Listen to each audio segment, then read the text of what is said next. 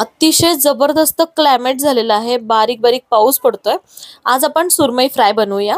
सुरमई स्वच्छ धुवून घेतली, त्यानंतर लाल तिखट, हळद, मीठ, फिश फ्राय मसाला होता तो 1-1.5 चमचा मी वापरलाय.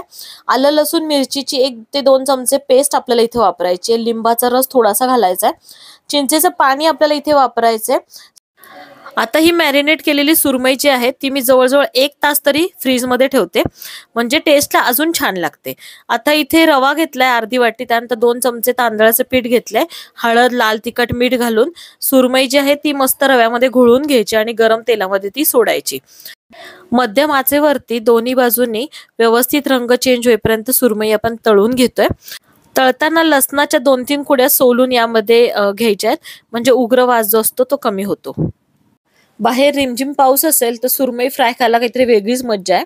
नक्की रेसिपी ट्राय करा. धन्यवाद.